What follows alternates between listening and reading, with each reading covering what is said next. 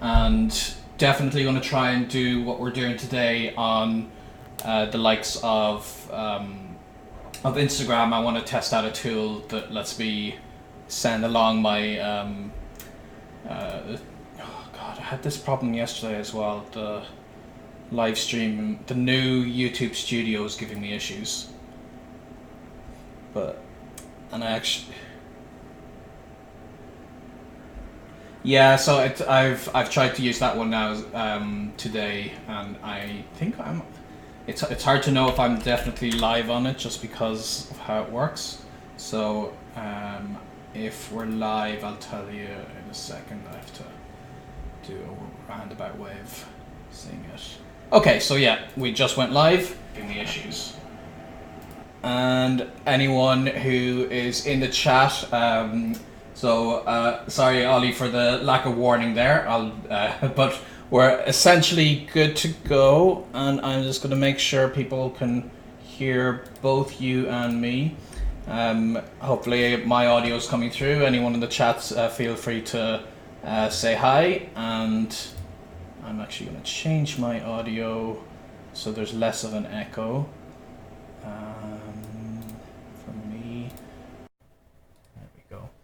Okay, so anyone let me know if you are hearing me okay, and Ollie, just tell us a little bit about yourself today, and I'll make sure people can hear that audio fine.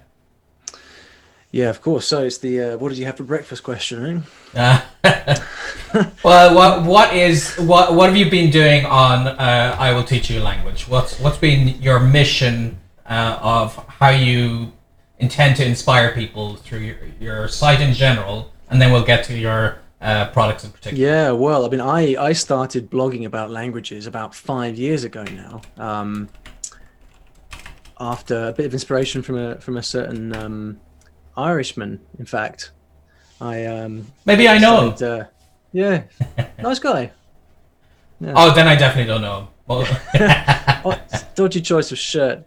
Dodgy tasting shirts. Apart from that, yeah. So I started blogging about language because I had like a long history of learning languages, much like you. Like I started like when I was about 18, 19, university with lots of foreign friends learning languages. Did that for years. Never considered it more than just a kind of hobby, really. And then I started blogging about all of my experiences with languages when I was living in Qatar, or Qatar as they would call it in the Middle East, and I just started blogging about all that stuff, and then from there people started paying attention to the stuff I was saying. Don't know why, it was mostly rubbish, but they started paying attention to that. And what I've been doing, building my website over the last few years, is developing materials and courses to teach through story. I'm a big fan of learning through story. And so what I do now is try to help people who like to learn languages through story. Yeah, and this is one of the reasons that I wanted to actually share your stuff with people today, is specifically because of this unique angle that you've taken. Because it's all well and good to just make yet another language course that follows the same kind of patterns that we've seen a million times over again.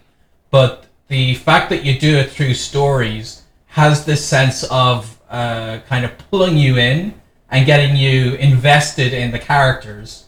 And that's a lot better than just generic, this exercise is about, I'm lost, I'll find directions, which would be completely unrelated to the next exercise with completely different people. Whereas if you're tying together somehow, then it just pulls you in, and that for me is what one of the many things that are missing in more traditional courses. So I've had the chance to look at your short story series, and it's people will actually see here in the States anyway. It's actually in every Barnes and Noble I've ever gone into. So I was in the middle of Georgia, went like 100 miles north of Atlanta, and it was right there, every one of your language editions. So very, very prominently getting around the place. Which is why it's pretty cool that you have something now that you've come out recently that tackles this story aspect in a different way to what you've done with your courses, such that you can take advantage of the kind of stuff you could share through more modern technology than books. So can you tell us a bit about that? Yeah, so so you mentioned these books of short stories. So I've been writing books of short stories in different languages for quite a few years now, and they've been fantastically popular. They, as you say, they're in bookshops everywhere. But they're books, right? And they're not textbooks. They are books of short stories. It's content material for learning languages. But for the longest time, I was asking myself, well, how, because there's a lot to this, and people who read these books of stories, they come away saying things like, you know what, I never thought I could really understand French, or I never thought I could really understand Spanish, but I've just read this, and finally I've actually enjoyed something in the language. But not only that, I seem to remember all the vocabulary because it keeps getting repeated. A lot of grammar stuff seems to make more sense now, and of course, like that's, for you and I, we understand why that happens, right? Because it's the story, and the key thing about story, the key thing that story does, is it gives you something to focus on, which is not the language. So any kind of traditional textbook or app, the whole point is, okay, let's focus on the language. Let's learn the language. Let's learn verbs. Let's learn vocabulary. Let's learn grammar. All this stuff. And you're kind of thinking, okay, got to learn the language now. But with story, you do something different. You just focus on enjoying the story, enjoying what you're reading or listening to, and then the language learning can happen in the background, with a bit of help, of course. And so what I've been trying to do with my courses, which I call Uncovered, because it helps you uncover the language through story, is actually a kind of system for learning the language. So you're not just kind of given a book to read, but rather it's instruction.